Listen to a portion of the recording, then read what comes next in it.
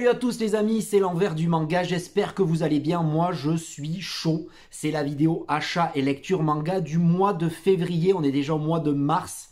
C'était la folie ce mois-ci, plus de 40 mangas à vous présenter. N'hésitez pas à commenter, j'adore vous lire. Les liens des réseaux sociaux seront dans la description, Twitter et Instagram. N'hésitez pas à venir me rejoindre pour vivre l'aventure manga avec moi.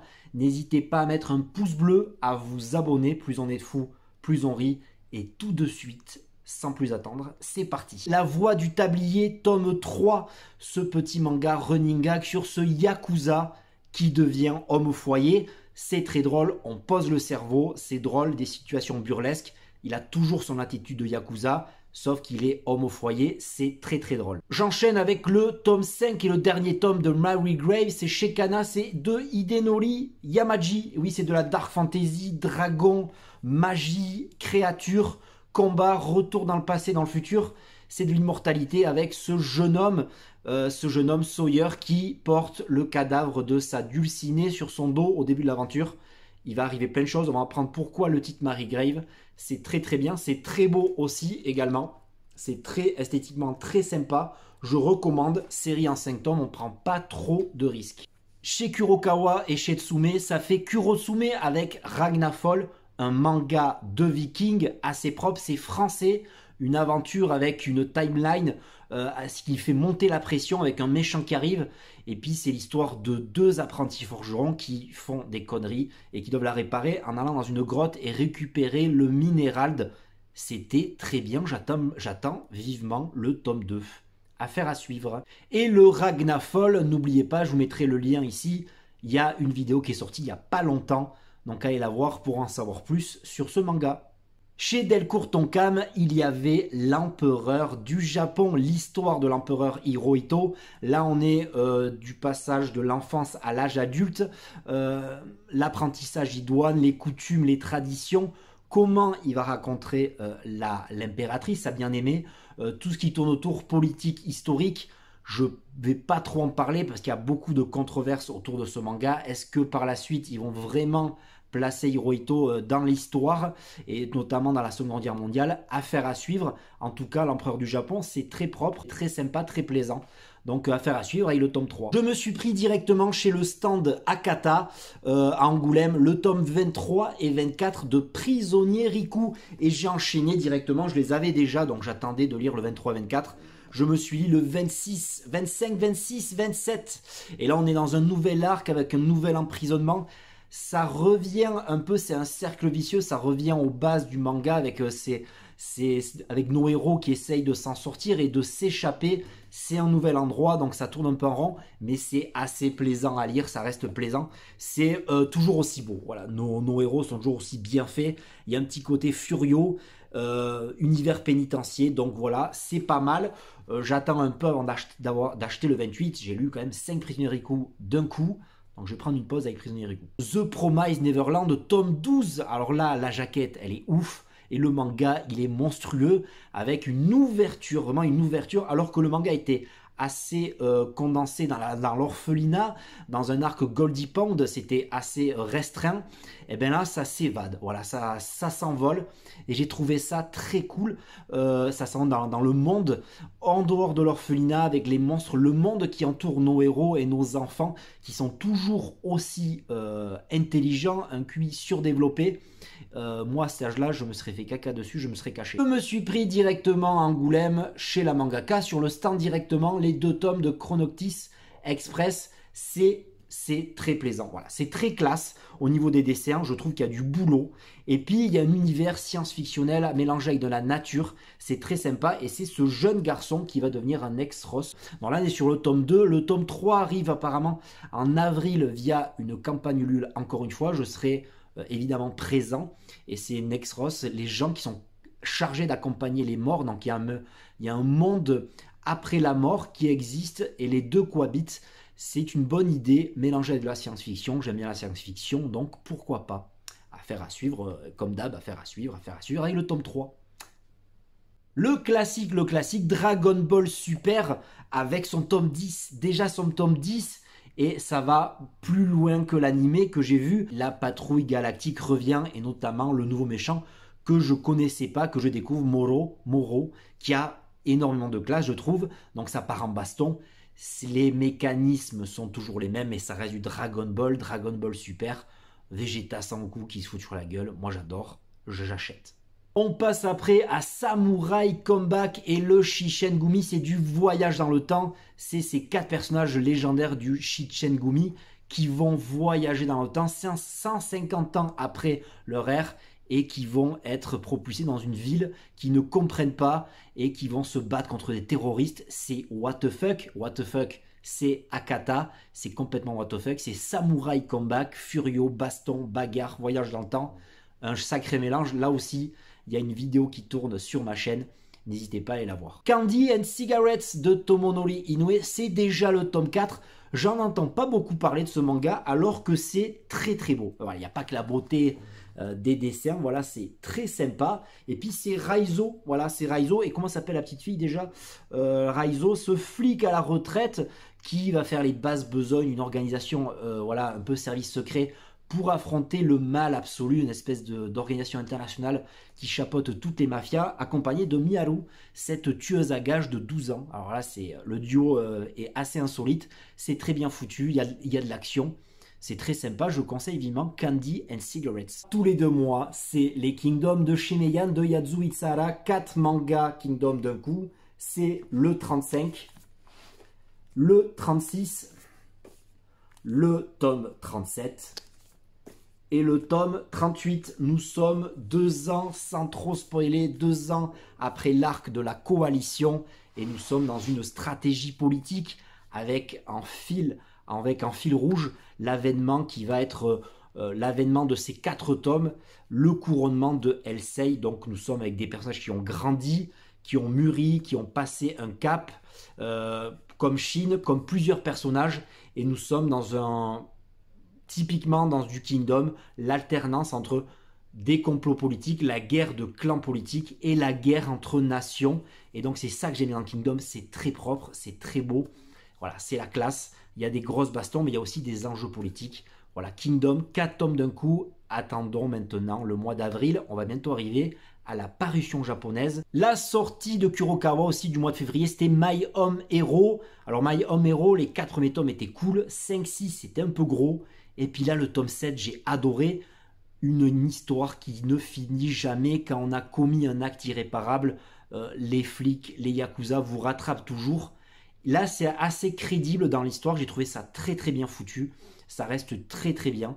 Voilà, notre père de famille n'a pas fini d'avoir des petites emmerdes au cul. Je les mets là, mais ça sortait le 31 janvier.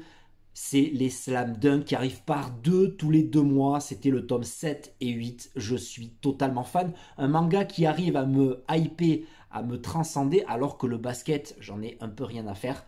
C'est excellent, des matchs s'enchaînent, le 5 de départ est fou furieux, il y a du suspense, c'est un peu en mode Furio, c'est très drôle aussi, c'est très comique. Slam Dunk, je conseille, c'est de Inoue, l'auteur de Vagabond, c'est excellent. Voilà, j'attends les autres avec impatience, je suis comme un pec, affaire à suivre, je dis beaucoup affaire à suivre, je pense que le titre de cette vidéo ce sera affaire à suivre.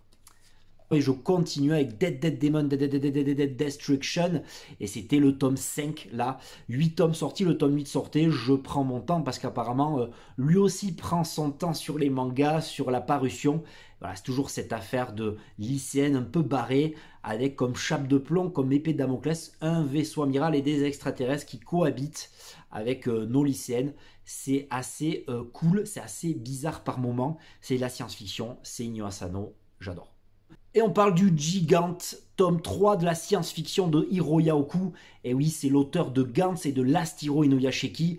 Cette actrice porno qui est l'héroïne de ce manga aux gros boobs. C'est totalement what the fuck. Un seul petit bémol peut-être, parce que j'ai trouvé que ça, c'était une lecture très plaisante, très évasive, très what the fuck. J'ai adoré. Pas beaucoup de lecture, voilà, c'est très rapide à lire. Et ce jeune lycéen qui s'associe avec cette actrice porno, qui tombe amoureux, il y a un duo qui se forme, c'est complètement n'importe quoi, avec ce jeu macabre sur internet, excellent.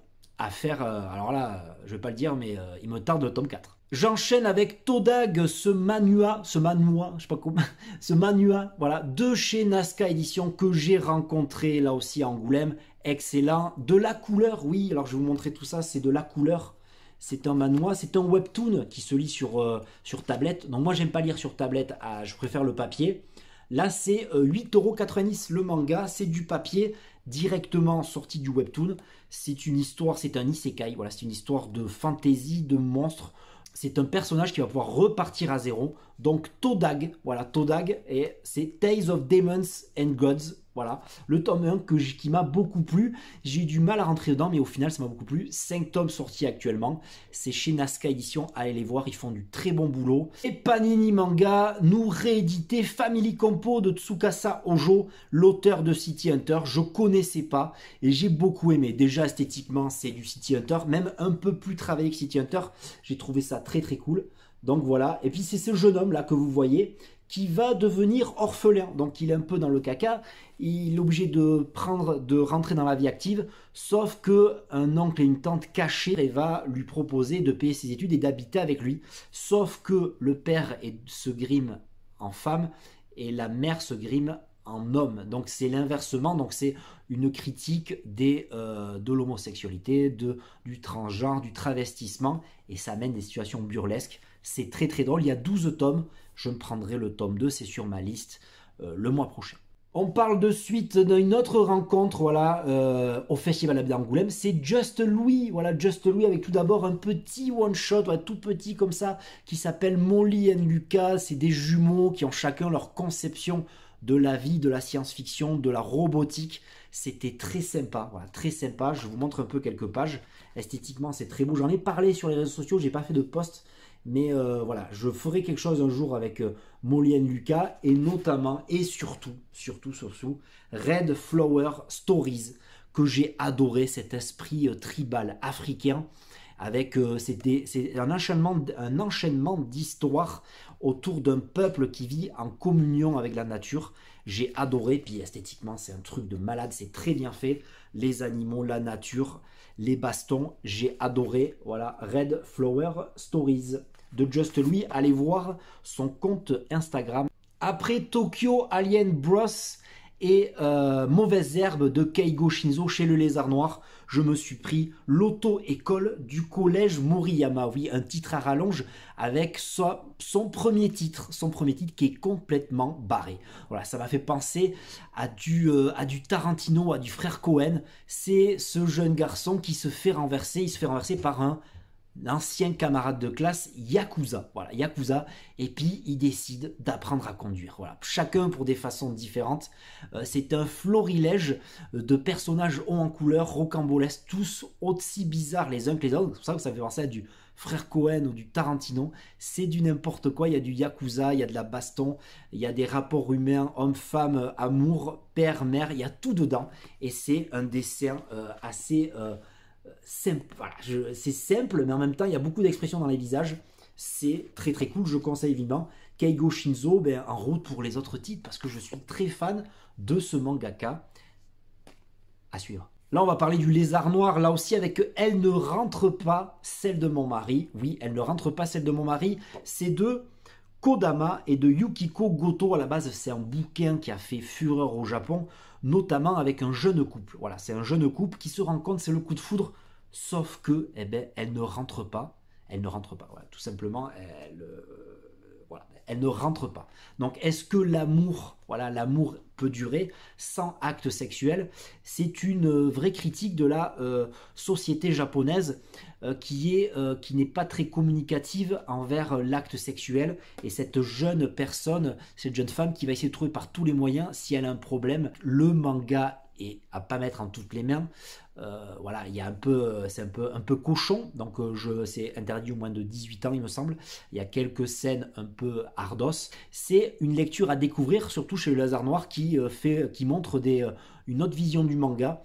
Et la fin du tome 1 est très très bien. Il me tarde vraiment de lire le tome 2, je ne sais pas quand c'est, mais je vais l'acheter, ça c'est sûr. Là aussi, j'ai adoré, j'ai rencontré l'auteur Hisashi Eguchi qui était en dédicace. Il m'a fait la petite dédicace, Hisashi Eguchi, très sympa.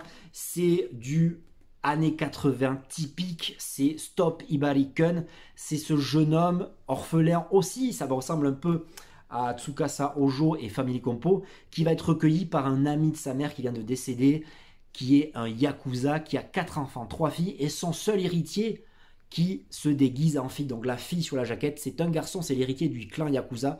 On est plus dans le loufoque, dans le comique. Il y a une histoire d'amour qui va se créer entre ce jeune homme qui est recueilli par cette famille et ce jeune garçon qui se travestit. Non, il y a du travestissement, il y a de l'homosexualité. C'est extrêmement drôle. Je me suis poilé du début à la fin, les situations comiques, les sorties scolaires. C'est l'auteur qui se met en scène, j'adore ça quand il le fait, en plus il le fait très très bien, une réinterprétation magique de Roméo et Juliette, c'est excellent, et plus il vous invective, donc c'est génial, voilà, ça c'est génial. Voilà. Stop Ibarriken, j'attends avec impatience le tome 3, je suis comme un fou. Toujours chez le Lézard Noir, le vœu maudit. Le vœu maudit, c'est mon premier essai en horreur. Voilà, l'horreur, je ne connais pas, je ne suis pas friand du genre. C'est un one-shot, un recueil d'histoires courtes. Et j'ai adoré, voilà, j'ai adoré et je ne pensais pas. Donc, Kazuo Umezu, le vœu maudit. Alors, il y a la maison aux insectes ou la femme serpent comme autre recueil. Et il y a Je suis Shingo aussi, l'école emportée. Beaucoup de mangas de cet auteur qui me donnent envie. Donc, ça sera peut-être un one-shot. Et puis c'est l'horreur, ça m'a fait flipper. On enchaîne avec Le Tigre des Neiges, ça faisait longtemps que j'avais eu le tome 1, et puis le tome 2, voilà, me faisait de l'œil depuis très longtemps, j'avais beaucoup aimé le tome 1, et puis je sais pas pourquoi, je passais à chaque fois à côté, et bien c'est Yuzegi Kenshin, l'auteur, Akiko Yashimura, la mangaka, prétend que ce personnage emblématique, ce seigneur de guerre de l'époque, était une femme, et donc c'est tradition, coutume, guerre entre clans, guerre politique et économique, territoire, sur un Japon qu'on ne connaît pas trop, assez méconnu. Et donc là, c'est excellent parce que c'est très très drôle. C'est très drôle parce que là aussi, l'auteur intervient. Et puis, le fait que ce soit une femme, ça change un peu toute la donne. Et donc, c'est voilà. Et bien en plus, c'est magnifique. Une nouvelle série arrive chez Les Lézard Noir du même auteur. Là aussi, j'en reparlerai très très vite avec quand j'aurai acheté le tome 3. Je crois qu'il y a 5 tomes sortis actuellement chez Les Lézard Noir. C'est très très bien. Voilà. Je conseille vivement, c'est très très beau. Une lecture très agréable. The Red Rats in Hollywood, tome 5. Là, on touche sur les derniers mangas que j'ai lus fin février. Excellent. Avec cette attaque du gouvernement américain sur les communistes et notamment via le cinéma. Et là, on touche à Elia Kazan, je sais pas comment on dit, le réalisateur emblématique qui a réalisé Un tramway nommé Désir, qui a fait jouer aussi Marlon Brando. Excellent. L'amant, voilà, c'est connu, il a été l'amant de Marilyn Monroe. Excellent. J'ai adoré tant culturellement que historiquement, c'est un putain de manga. Voilà, je le dis clairement. J'ai adoré, pas très connu. C'est à base de guerre de Corée, FBI, service secret, communiste. Voilà, le parti communiste, Staline. Il y a plein de choses. C'est très bien foutu. Voilà. Et puis esthétiquement, voilà, ce que ça donne à peu près, c'est excellent. Voilà, je conseille vraiment Red Rat in Hollywood et notamment tous les titres qui sont édités chez Vega. C'est une vraie folie. L'autre sortie de chez Vega, donc là, je suis en pleine lecture. Voilà, je suis à la moitié à peu près, il y a le marque-page au milieu. C'est Natsuko no Sake, un manga sur le saké des années 80. Excellent. Comme idée de sortir ce manga avec le saké qui prend de plus en plus d'importance en France, qui est un peu notre vin rouge à nous. C'est culturellement, économiquement très intéressant avec l'emploi des pesticides, l'industrialisation du saké. Là, on est en train de passer d'une production agricole, voilà, avec la culture, les traditions, à une exploitation de masse du saké. C'est très intéressant. C'est un gros bouquin comme ça, c'est un gros volume. C'est assez propre, voilà, esthétiquement. Voilà, je vais vous montrer un peu ce que ça donne. Voilà, le marque-page s'est barré, c'est pas très grave. Et voilà, c'est Natsuko no Sake. Un univers assez masculin, la production et l'agriculture du saké. Donc il y a cette différence entre est-ce que la femme peut réussir là où l'homme, voilà, doit sortir les muscles. Elle le fait avec passion. Et c'est ça qui est beau. L'héroïne est une femme forte et j'aime beaucoup. Le dernier manga que j'ai lu du mois de février, c'était Mister Hachiko, le petit chef. Et oui, le dessin animé du Club Dorothée, c'était le petit chef, c'est de la cuisine, c'est l'ancêtre de Food Wars. C'est un petit garçon qui, avec sa mère, tient le restaurant familial et qui arrête pas de faire des duels. Alors, il y a beaucoup de duels et puis il y a une histoire quand même qui va s'emballer avec autre chose que des duels répétitifs. Les dessins sont typiquement années 80, années 90, c'est du black box tout craché, j'adore. On apprend plus sur les plats et la cuisine japonaise, c'est excellent. il emploie des techniques assez révolutionnaires pour battre ses ennemis sur leur territoire, sur leur spécialité. J'adore. Je suis fan de Mister Hachiko et surtout de Black Box. Voilà, j'ai pas eu le temps de les lire. C'est le tome 4 et le tome 5. Voilà, tome 4 et tome 5, oui. Les jaquettes sont hyper chatoyantes. Voilà, j'ai trouvé que ça comme mot. Les jaquettes sont hyper chatoyantes. J'adore. Voilà, c'est excellent. Là, j'en ai reçu 3. Et il y en a 10 en tout, donc avant le mois de juin, j'aurai les 10. C'était un financement participatif. Parlons, toujours cuisine, avec, là on est dans les mangas que j'ai pas eu le temps de lire, avec le tome 5 de la cantine de minuit. J'adore. Voilà, là je suis fan. Chaque chapitre, un chapitre court qui va donner son nom. Le nom du chapitre sera le nom d'un plat typique. Et c'est cette petite gargote en plein Tokyo qui ouvre de minuit à 7 heures, un patron un peu bizarre avec une grosse balafre, un yakuza, je pense que c'est un ancien yakuza, qui va servir des gens de la nuit. Des gens vont se mêler entre les prostituées, les acteurs porno, les gens en mal de vivre, et la rencontre se fait, des belles rencontres avec une belle morale. S'il y a de l'humour noir, c'est excellent. C'est la cantine de minuit, c'est ma série préférée chez les Arts Noirs. Et je termine en fanfare avec du Tezuka. Et oui, c'est Atto, toujours plus haut. C'est l'intégrale en 3 tomes de chez Cornelius. Une très très belle édition que je vous présente maintenant, qui me tarde de lire. Je n'ai pas encore eu le temps de me poser avec le tome 1. Voilà, c'est un manga des années 60 que je ne connais pas du tout. On m'a beaucoup conseillé. Voilà. Donc Atto, toujours plus haut, le tome 1. Le tome 2. J'adore les jaquettes. À l'ancienne, il y a beaucoup de respect dans cette édition, chez cet éditeur Cornelius. Voilà, le tome 2.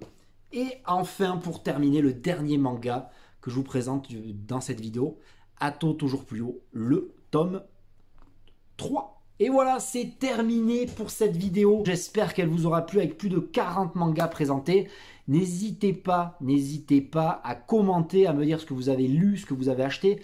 Qu'est-ce que vous pensez de mes achats? Est-ce qu'ils vous ont donné envie, ce que je vous ai dit? Les liens des réseaux sociaux seront dans la description. Ils sont là. N'hésitez pas à cliquer sur Twitter et sur Instagram. N'hésitez pas à mettre un pouce bleu, voilà, un pouce bleu pour faire remonter la vidéo et à vous abonner. Voilà, plus on est de fous, plus on rigole, plus la passion manga s'élargit et je pète un plomb, je sais pas ce que je dis. Et je dis à très bientôt pour une prochaine vidéo critique, lecture, info, vlog, météo, je ne sais pas. À la prochaine. Ciao.